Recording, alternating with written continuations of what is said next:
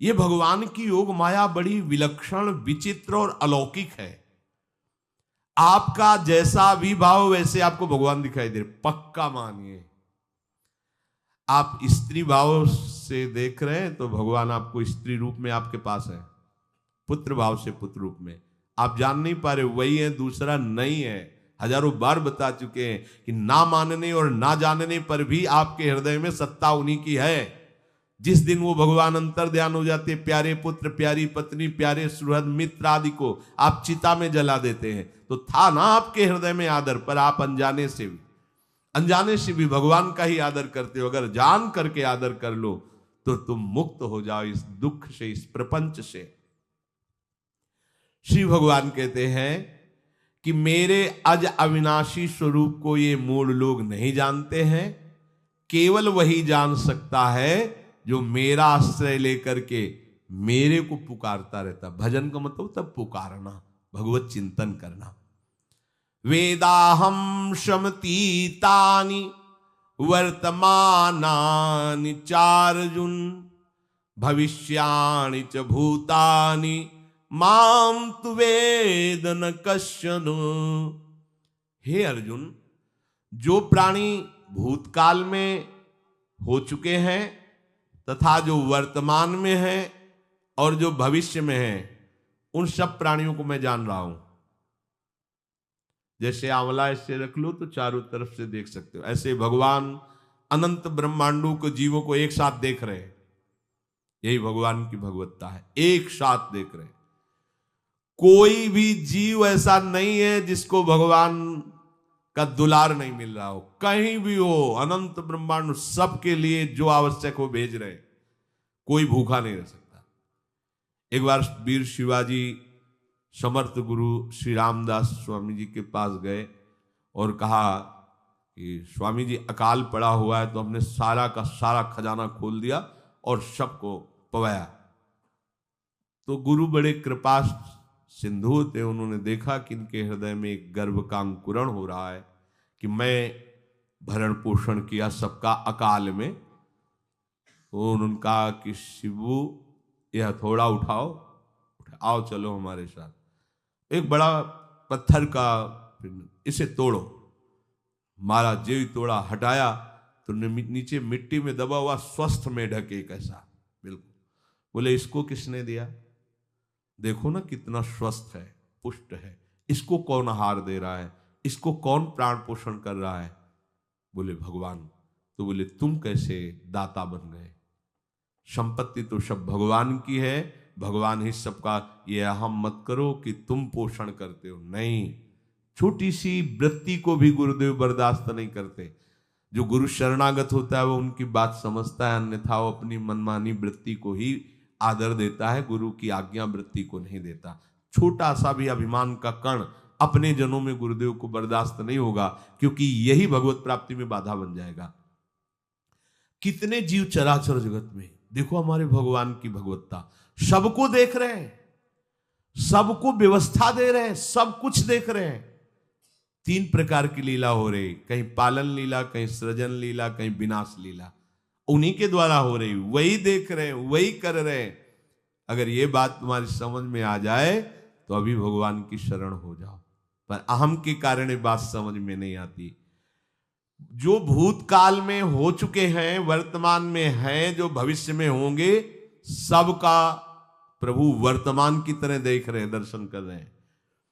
परंतु मुझे मेरे भक्त के सिवा कोई नहीं जानता है।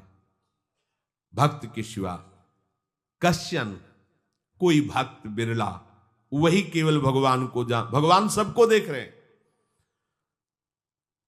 भगवान की दृष्टि सब पे है। अगर ये बात आपकी समझ में आ जाए तो अभी आनंद आने लगेगा। मैं भगवान की दृष्टि में हूं, बस आज हमें सत्संग से बात मिली कि मैं भगवान की दृष्टि में हूं, मुझे वो देख रहे हैं, बढ़िया बन गया। अब आप पाप कैसे करोगे? क्योंकि भगवान की दृष्टि में भगवान आपको देख रहे हैं। डरो, किसी गवाही की जरूरत नहीं, वो देख रहे हैं। तो आप भय क्यों कर रहे हो? आपको भगवान देख रहे हैं, आपको डरना नहीं। फिर आप कामना क्यों कर रहे हो? भगवान आपको देख रहे हैं, जो चाहिए उस समय से दे देंगे, आप निश्चिंत रहिए। अगर आप अहम करोगे तो दुख भोगोगे, आश्रित रहोगे तो सब अपने आप निर्वाह हो जाएगा। एक आदमी ट्रेन के डिब्बे में बैठे ऐसे ऐसे दौड़ रहा था। एक ने पूछा भाई क्यों दौड़ रहे? बोले अमुक स्टेशन जाना है। तू बैठ जा, गाड़ी चल रही है, ट्रेन चल रही, तू बैठ जा। ऐसे ही त्रिगुणात्मिका माया की ट्रेन चल रही, पूरे विश्व का विश्वंबर भरण पोषण कर रहे हैं, तू तो बैठ जा भगवद आश्रय लेकर के, तू काहे को दौड़ा घूम रहा है? लेकिन ये अहंकार के कारण भटकता रहता है। भूत, वर्तमान और भविष्य काल, ये 3 विशेषण देकर भगवान कह रहे हैं कि मैं सबको देखता रहता हूं, जो हो गए, जो हैं, जो होंगे। भूत के प्राणी, भविष्य के प्राणी अथवा वर्तमान के प्राणी सभी भगवान की दृष्टि में वर्तमान की तरह ही है। ये भूत, भविष्य, वर्तमान काल केवल हम लोगों की दृष्टि में भेद है, भगवान की दृष्टि में नहीं। हो चुका, होगा, हो रहा है। भगवान की दृष्टि में सब हो रहा है, पीछे का भी, अब का भी, सब सामने चल रही सीन। हमारे हृदय में विश्वास हो जाए प्रभु हमें देख रहे हैं। अभी तो हमें ये नहीं पता कि हम भजन कर रहे हैं, भगवान पता नहीं जान रहे हैं कि नहीं जान रहे हैं। अभी भक्ति में रंग आ जाए, अगर ये बात समझ में आ जाए कि प्रभु देख रहे हैं हमें। देखो, जब हमारे गुरुजन बैठकर सुनते हैं और जब गाने को अवसर मिलता है तो ज्यादा उत्साह होता है कि बैठे सुन रहे हैं। ऐसे ही अगर हम मान लें कि हमारे प्रभु सुन रहे हैं, हम जो भजन कर रहे हैं हमारे प्रभु देख रहे हैं, जो सेवा कर रहे हैं भगवान हमारे स्वीकार करें, प्रियालाल स्वीकार कर, अभी भक्ति का रंग आ जाए, ये बात हमारे हृदय में बैठ जाए कि मैं हर समय प्रभु की दृष्टि में हूं, हर समय मैं अपने आराध्य देव की दृष्टि में हूं, कितना आनंद आएगा। अंदर से सोचो जरा, हर समय वो हमें देख रहे हैं और वो कह रहे हैं मैं देख रहा हूं। पीछे जो तुम किए वो देख रहे हैं वर्तमान की तरह, अभी जो वो तुम देख रहे हो, देख रहे हैं, आगे जो करोगे वो भी देख रहे हैं। वो पहले से उनको सब पता है, तुम ऐसे ऐसे चलोगे, ऐसे ऐसे कार्य करोगे। भगवान की दृष्टि में सब कुछ वर्तमान ही रहता है। संपूर्ण प्राणी काल के अंतर्गत है और प्रभु श्री हरि कालातीत है। देश, काल, वस्तु, व्यक्ति, घटना, परिस्थिति ये बदलते रहते हैं, पर प्रभु श्री हरि वैसे के वैसे ही रहते हैं। काल के अंतर्गत प्राणियों का ज्ञान एक सीमित है। अब इस दीवार के पीछे कौन खड़ा है, क्या कर रहा है पता नहीं, पर भगवान की दृष्टि में नहीं। भगवान की दृष्टि में सुमेरु पर्वत पर क्या हो रहा है, जहां किसी की दृष्टि, वहां भी उनको, ब्रह्मलोक में ब्रह्मा क्या कर रहे हैं, बैठे बैठे सब। इसलिए कितने महान ईश्वर हैं। एक छोटी सी भी चींटी को दाना मिला कि नहीं, उनको चिंता है। देखो, आप छोटे से 2-4 लोगों का भार लेकर के चिंतित हो रहे हो, अनंत ब्रह्मांडों के अनंत जीवों का भरण पोषण प्रभु हमारे कर रहे हैं और निश्चिंत हैं। अचिंत शक्तियां भगवान की, तो आप भी तो उनके बच्चे हो ना। ये सब कहने का मतलब है आप भी तो उन्हीं के अंश हो ना। 2-4 की चिंता में इतने तुम बावरे हो रहे हो, डिप्रेशन में पहुंच रहे हो, 2-4 कामनाओं के पीछे इतने। अनंत ब्रह्मांड तुम्हारा जो अंशी है, अनंत ब्रह्मांडों के अनंत जीवों का अनंत काल से भरण पोषण करता चला आ रहा है। कहीं भी किसी के साथ कुछ भी गलत नहीं हो सकता। जैसे कहते हैं कि क्या गलत हुआ, देखो ना अभी तो बच्चा था, ऐसा ऐसा हो गया, तो तुम्हारी दृष्टि में बच्चा है, पीछे तो बहुत पुराना है ना, जो कर्म करके आया उसका फल। कहीं भी गलत किसी के साथ नहीं होता, ध्यान रखना। जहां कुछ होता है, अभी हमने देखा मानो कि ये तो बहुत गंदा है, तो सीधे जा रहा था, ये आदमियों ने मिलकर इसे पीटा, अभी सीधा चल रहा, पीछा टेढ़ा चल के आया है, और जिनको पीटा है वही आके इसे पीट रहे हैं। अब हम वर्तमान को तो देख रहे हैं ना, पीछे की बात तो देख नहीं रहे ना, और भगवान पीछे की देख रहे हैं कि इसने पीछे बहुत ऐसा गलत किया, उसका हिसाब इसको मिल रहा है, इसलिए चुपचाप देखते रहते हैं। ध्यान रखना, इतना भी गलत नहीं हो सकता इस सृष्टि में। वो कैसे गलत नहीं हो रहा, अभी तो नवयुवक था, उसने कुछ ऐसा किया ही नहीं, अभी तो नई अवस्था थी, अभी तुम्हें दिखाई दे रहा है 15 वर्ष का है, लेकिन भगवान देख रहे हैं मेरा पुरातन अंश है, किस जन्म से क्या क्या करते चला आ रहा है। ये ज्ञान हो जाएगा तो किसी भी बात में आपको दुख नहीं पहुंचेगा, विक्षेप नहीं पहुंचेगा। नहीं, बड़े बड़े विक्षिप्त हो जाते। एक गौतमी नाम की महान तपस्विनी थी, महाभारत में कथा आती है, उसका एक ही पुत्र था और उसको सांप ने काट लिया। तो वहां की कुल भील उठा के लाए और कहा, देवी मां ये देखो सांप ने तुम्हारे बेटे को काट लिया। तो उनका इतनी सामर्थ्य सांप की कैसे हो गई कि मेरे बेटे को काट लिया और मेरे से भय नहीं माना। आकर्षण वृत्ति जीव ही की सांप सामने आ गया, तूने क्यों काटा, मैं तुम्हें भस्म कर दूंगी। सांप ने कहा पहले हमारी प्रार्थना सुन लो। मेरे सर पर मृत्यु ने आकर के अपना शासन जमा लिया और कटवा दिया, मेरा कोई दोष नहीं। मृत्यु का आकर्षण किया, महान तपस्विनी भगवान व्यास देव जी ने ये लीला कथा गाई है। मृत्यु का आकर्षण किया, साक्षात मृत्यु सामने आ गई, थर थर कांपने लगी। गौतमी जी ने कहा मैं अपने तपस्या के बल से तुम्हें भस्म कर दूंगी। हमारे ऐसे निष्पाप बालक को तुमने सांप के द्वारा प्रेरित करके कटवाया। बोले मेरे ऊपर काल का शासन है, काल ने मुझे प्रेरित किया, मैंने सांप को प्रेरित किया, मेरा कोई दोष नहीं, ये काल का शासन। काल का आवाहन किया, काल उपस्थित हुआ। काल ने कहा कि मेरा इसमें कोई दोष नहीं, इस बालक के पूर्व जन्म के कर्म के द्वारा मैं प्रेरित हूं। इस बालक के कर्म से प्रेरित होकर मैंने मृत्यु को प्रेरणा की, मृत्यु ने सांप को प्रेरणा की और इसने डस लिया। अब आप बताओ किसका दोष है? शांत हो गई, क्योंकि इस बालक के ही तो कौन काहू के सुख दुख कर दाता, निज कृत कर्म भोग सुन भ्राता। कोई किसी के सुख दुख का हेतु नहीं है, अपने कर्म ही है जो हमको दुख सुख देते हैं। और ये भगवान देख रहे हैं। कोई जैसे आपको अभी मनुष्य शरीर मिला, स्वतंत्रता है, अब आप जो पापाचरण चाहो छूट है कर सकते हो, या जो पुण्य कर्म चाहो कर सकते, या भजन करना चाहो कर सकते हो। ये स्वतंत्रता केवल मनुष्य शरीर को दी गई है। आपको जो पूर्व भोग मिल रहे हैं वो आपके पीछे के कर्मों के हैं। तो जो ज्ञानी जन होते हैं, विवेकी जन होते हैं, आए हुए प्रारब्ध को भोग लेते हैं, नया कोई पाप नहीं करते, निरंतर भजन करते रहते, भगवान की कृपा से मुक्त हो जाते। अगर भगवान की शरण में नहीं होगे, भजन नहीं करोगे, तो आपके ऊपर बहुत से ऋण है, दुर्गति हो जाएगी। ऐसा नहीं है। आप यहां भी तो देखो ना, आपके मकान, आपका व्यापार, सब कुछ आपका कहा जाता है, लेकिन सब कुछ सरकार का है। हर चीज का टैक्स देना पड़ेगा तुम्हें। पानी का भी टैक्स देना पड़ेगा, मकान का भी टैक्स देना पड़ेगा, और तुम भी जो करोगे वो पैसा दो सरकार को। टैक्स तुम ऐसे फ्री थोड़ी जा नहीं होता, देना पड़ता है ना। आप मान लो नौकरी कर रहे हो कि हमारी नौकरी करे, तो उसमें सरकारी टैक्स कटेगा आपका, क्योंकि आप सरकारी आदमी हो, भारत देश के वासी हो। ऐसे ही ये टैक्स लगे हुए हैं सरकारी भी, मातृ ऋण, पितृ ऋण, ऋषि ऋण, ये टैक्स है। ऐसा नहीं कि तुम कमाओ खाओ और इसके बाद मर के जाओ स्वर्ग मिलेगा। टैक्स चुकाओ। ये मनुष्य शरीर मिला, इन ऋणों से मुक्त हो। अगर नहीं हुए तो भी तुम्हें दुर्गति होगी। आप देखो, जब कभी ऐसी सूचना मिलती कि अमुक आदमी का अमुक धन पकड़ा गया, तो इनाम दिया जाता है क्या कि इतना कमा लिया? सजा दी जाती है। तुमने टैक्स की चोरी की, अगर चोरी नहीं की, मेहनत से कमाया या व्यापार से कमाया, दिया नहीं सरकार को, हाँ दिया नहीं, इसीलिए तुम्हें टैक्स की चोरी का दंड मिलेगा, सारा धन अपहृत हो जाएगा, तुम्हारी निंदा होगी, तुम्हें सजा मिलेगी। बोलो मिलती है नहीं? ऐसे ही ये लड़का, बच्चा, पत्नी, पुत्र, परिवार जो भी है, ये सब श्री भगवान का तुम्हें टैक्स देना है। क्या टैक्स देना है? भगवान की शरण होकर उनका सुमिरन करो, सारे ऋणों से वो मुक्त कर देंगे। एकादशी स्कंद में कहा है, मेरा भजन करने वाले का कोई ऋण नहीं रह जाता। और नहीं तो महाभारत में ही प्रसंग आता है, एक जरत्कारु नाम के ब्रह्म ऋषि थे।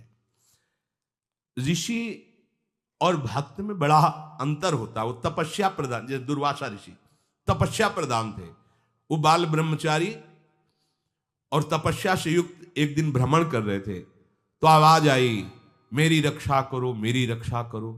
तो उस आवाज की तरफ बढ़े तो देखा कुएं में उल्टा लटके हुए हैं बहुत से ऋषि, और एक केवल तंतु है, एक केवल तंतु है जिसमें दो चूहे लगे हुए उसको भी काट रहे हैं, एक काला और एक श्वेत।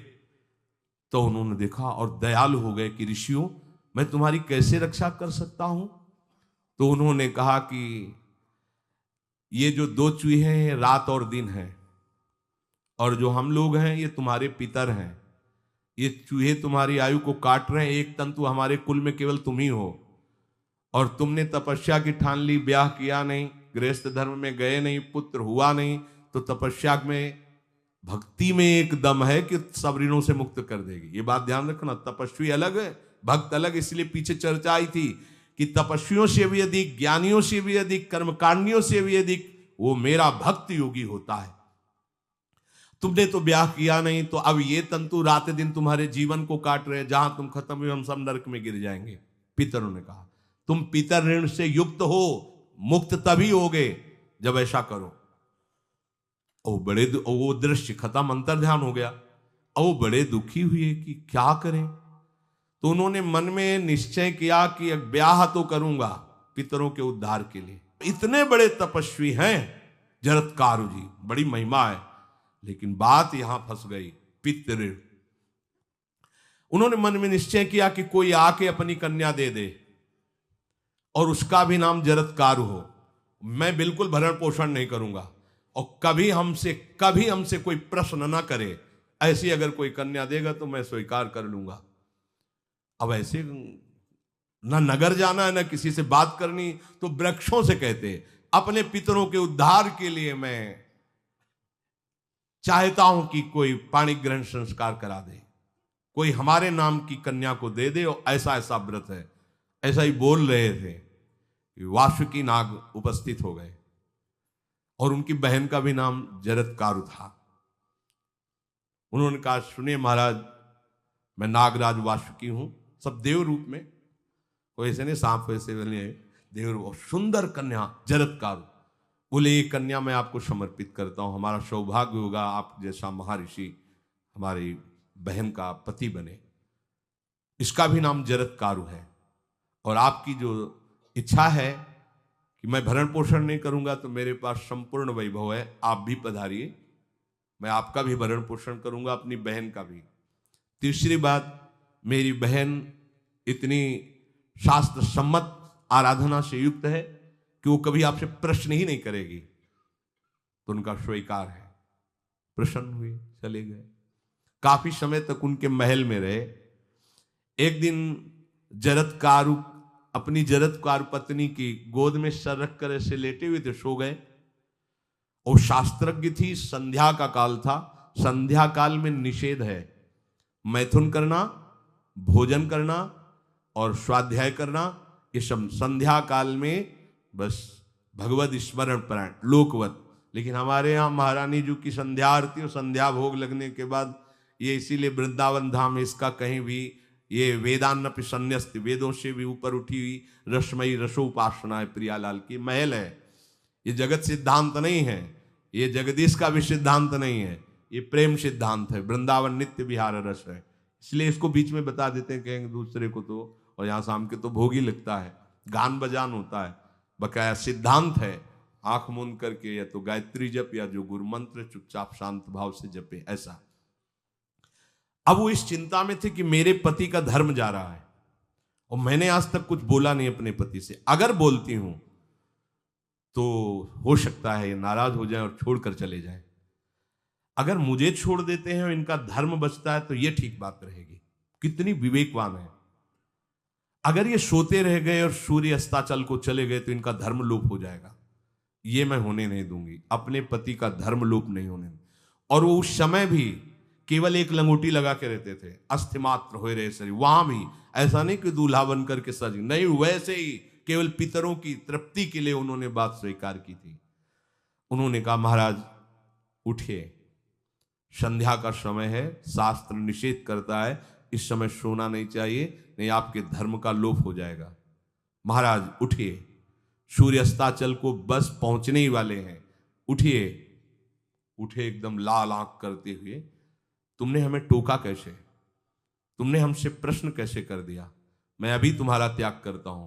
बोले स्वीकार है, आपके धर्म का लोप ना हो। कहीं सूर्य अस्ताचल को चले गए, आपने अर्घ नहीं दिया तो जीवन भर की आपकी उपासना में कलंक लग जाएगा कि आपने संध्या काल में शयन करते हुए सूर्य आराधना नहीं की, आपके धर्म का लोप हो जाए। बड़ा सूक्ष्म धर्म का विषय। तो उनका सूर्य की ताकत कैसे कि मैं सोता रहूं और वो अस्ताचल को चले जाए, ऐसे महात्मा थे। कहा सूर्य की ताकत कैसे, भगवान व्यास देव जी ने लिखा है, किसी कहानी की बात नहीं। सूर्य की सामर्थ्य कैसे है कि मैं अर्घ ना दूं और वो अस्ताचल को चले जाएं, सूर्य तब तक रुके रहते जब तक मैं सोता रहता, पर तुमने टोक दिया, अब मैं चला।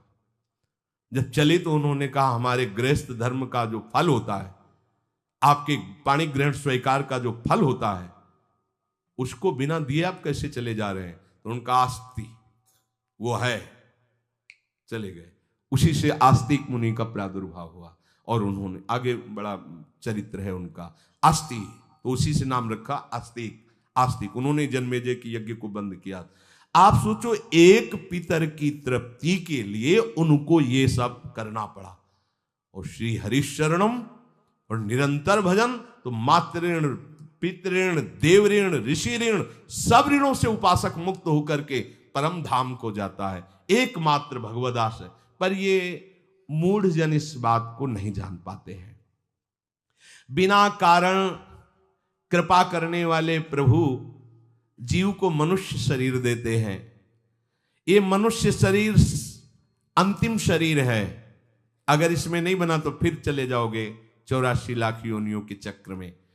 इसी शरीर में अनंत जन्मों के संचित कर्म समुदाय का नाश करके भगवत प्राप्ति होती है या मोक्ष पद मिलता है। कौन सा प्राणी किस गति को जाएगा भगवान देखते हैं पर संकल्प नहीं करते, ध्यान रखना, क्योंकि आगे की भी देख रहे हैं, वो देख रहे हैं जो तुम कर रहे हो वैसे गति बनती चली जाएगी। भगवान संकल्प नहीं करते। भगवान तो एक बार संकल्प कर दिया, एको हम बहुश्यामा, उसी में बहुत रूपों में प्रकट हो गए।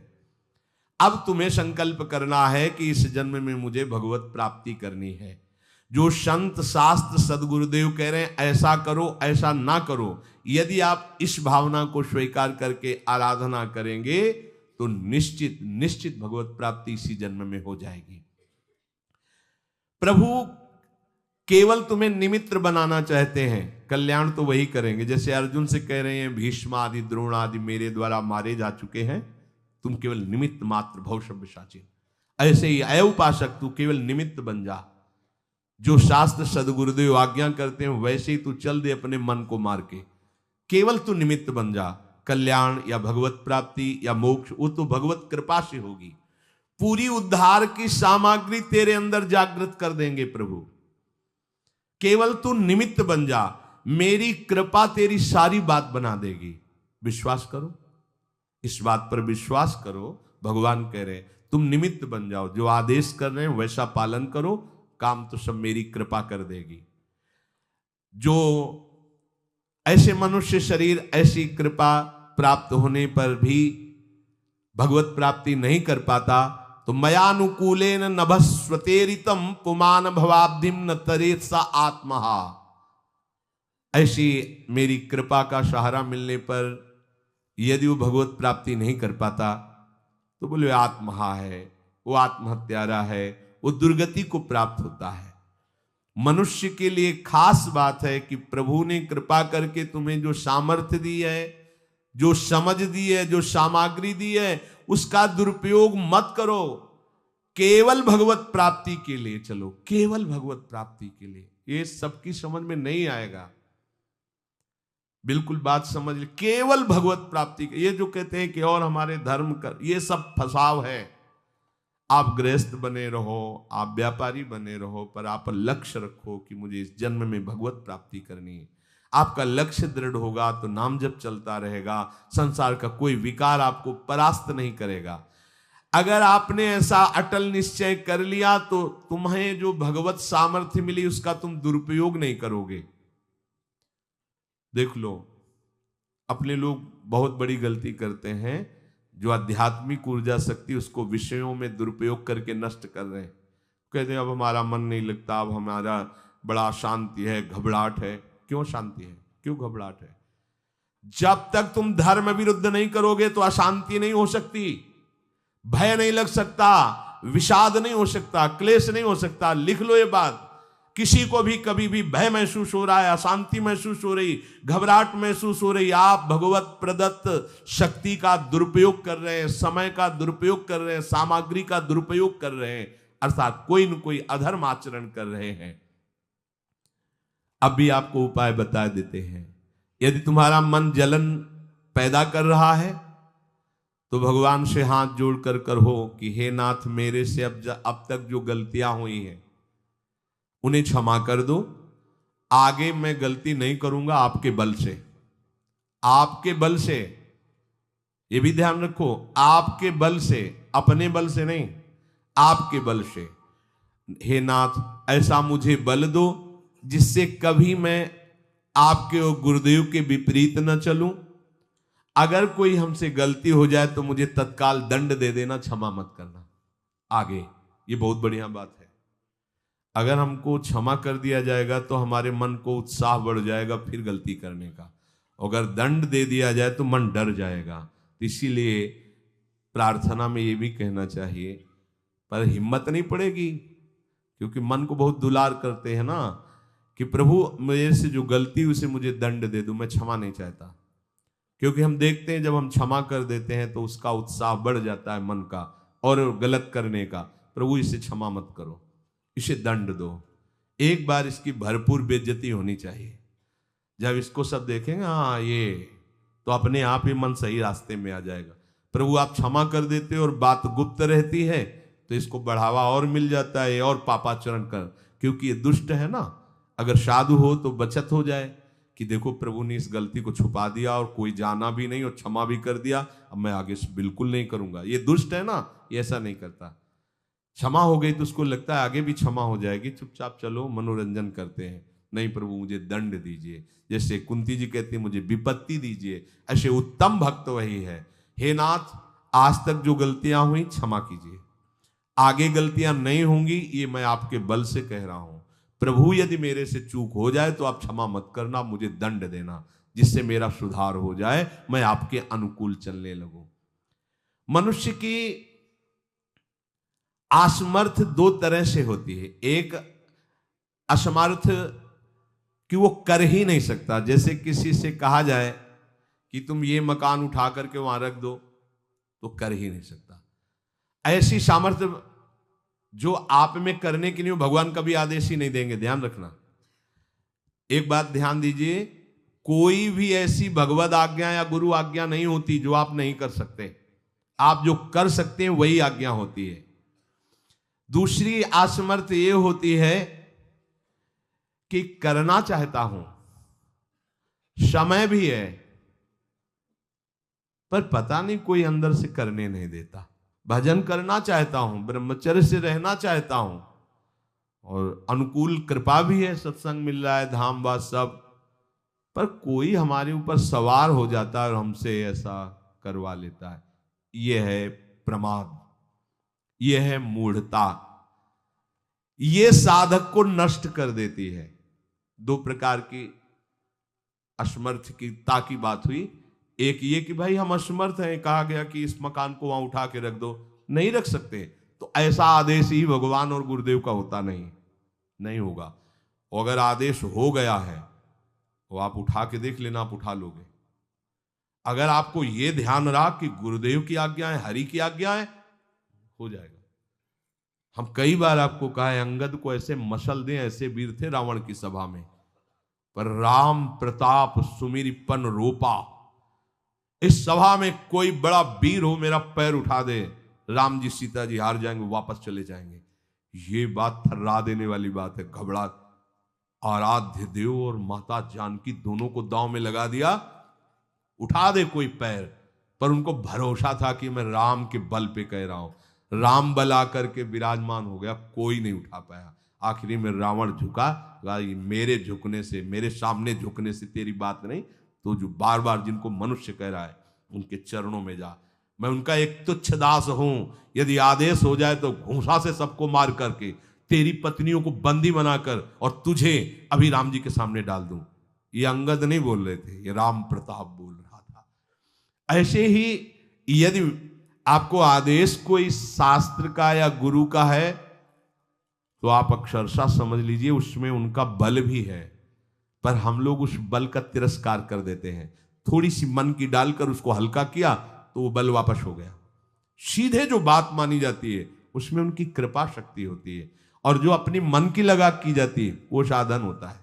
कृपा शक्ति और साधन में अंतर होता है। तो जो हम कर सकते हैं, आदेश है, हम करना भी चाहते हैं और नहीं करते हैं, इसका हमारे अंदर प्रमाद का राज्य है। प्रमाद।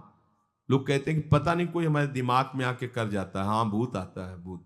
अब ऐसे लोगों को बावरा कहते हैं। अब इनको ऐसी जगह पहुंच जाए जहां सही निर्णय नहीं होता, और ये कर देना वो कर देंगे। उनको लगता है कोई है, बोले है ऊपरी चक्कर है, अल्ले ऊपरी चक्कर हो, घूम रहे हो पागल बने, ऊपरी चक्कर कुछ नहीं, ऊपरी चक्कर नहीं, भीतरी चक्कर है। ये भीतर का तुम्हारा वासनात्मक प्रपंच ही तुम्हें नचा रहा है। विवेक का जागरण करो। किसी के साथ, अरे प्यारे तुम हरि के अंश हो। स्मशान में रात्रियां व्यतीत हुई, स्मशान में गंगा के किनारे भूतों के बीच में, कोई भी नहीं, कुछ नहीं।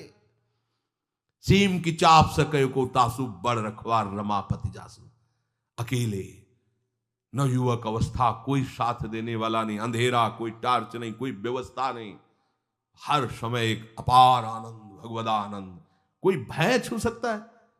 हर समय हरि की दृष्टि में आप रहते हैं। आप भी ये प्रमाद मत कीजिए। ये प्रमाद है और कुछ नहीं है, जो आप आचरण विरुद्ध कर देते हैं।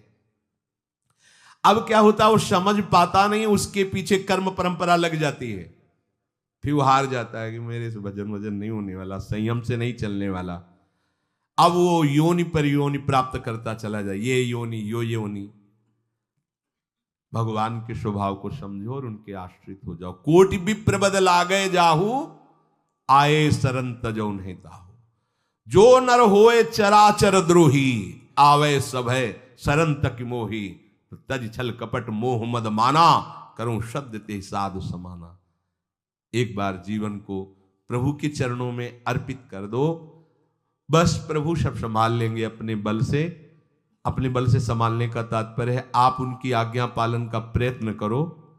प्रयत्न की सफलता प्रभु के द्वारा होती है। जब हम प्रयास करते हैं ना, तो प्रभु हमें आगे से आगे रास्ता देते चले जाते हैं। और ये जन्म भगवत प्राप्ति होनी ही चाहिए। अब इसके नीचे सौदा मत कर लेना। प्रभु से मिलने के सिवा और कहीं सौदा न कर लेना, क्योंकि आपके पास धन है। ठग लोग आएंगे आपको ठगने के लिए, ये भोग भोग लो, ये भोग भोग लो। कैसे बताएं? यदि तुम भगवत आश्रित हृदय से हो जाओ तो स्वप्न में भी तुम्हें डिगने नहीं देंगे। एक बार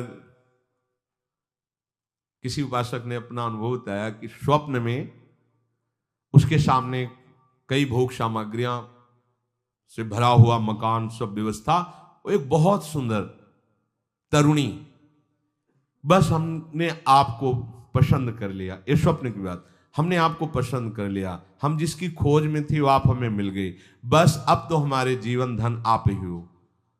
वो सुनने लगा, मतलब उसको अच्छा लगने लगा ये बात सुनने में। इतने में ही एक देवी प्रकट हुई, इतना सुंदर रूप कि करुणा बरस रही थी उस रूप से, और स्पष्ट कहती ये छल है, ये कपट है, झुकना मत, देखना मत, इसकी सुनना मत। यदि सुन लिया और इसके प्रलोभन में झुक गए और इसको देख लिया तो तुम चले जाओगे, तुम्हारा आंख खुल गई। बड़ा आनंद हुआ उस उपासक को कि स्वप्न में भी आश्रयदाता उसको डिगने नहीं देते। स्वप्न में भी, ये बात समझ लो, स्वप्न में भी भय आने नहीं, स्वप्न ही था। हो सकता था स्वीकृति उस उपासक के हृदय की हो जाती, लेकिन जगने पर हाहाकार मच जाता कि कैसे स्वीकृति हो गई। पर देखो, जिसका आश्रय लिए वो उससे सुंदर रूप लेकर खड़ा हो गया और समझा रहा है छल है, कपट है, झुकना मत, देखना मत। आप तो केवल आश्रित होके तो देखिए, जागते हुए, सोते हुए, स्वप्न में, ये तुम्हारी अवस्थाएं, प्रभु की नहीं है। वो तुम उन्हीं की गोद में जग रहे हो, उन्हीं की गोद में सो रहे हो, उन्हीं की गोद में शयन कर रहे हो। एकमात्र प्रभु का आश्रय लेकर निरंतर भजन करते हुए इस जन्म में केवल भगवत प्राप्ति, अन्य सौदे में हमें फंसना नहीं है। बहुत से प्रलोभन आएंगे कि ये फ्री ले लो, फ्री भोग लो, कोई नहीं जानेगा।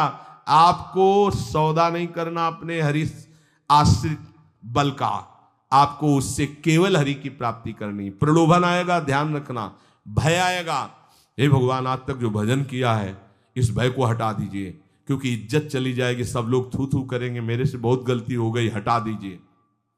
हरि मुझे दंड दो, पूरी सभा में मेरा तिरस्कार करवाओ, ये मन लाख समझाया नहीं समझा, अब जब बेइज्जती होगी ना इसकी तब समझेगा। कुछ नहीं होगा और कृपा हो जाएगी, आगे बढ़ जाओगे। बिल्कुल अपने भजन को खर्चा मत करना, ना भय में और ना किसी सुख प्रलोभन में, तो इसी जन्म में भगवत प्राप्ति हो जाएगी।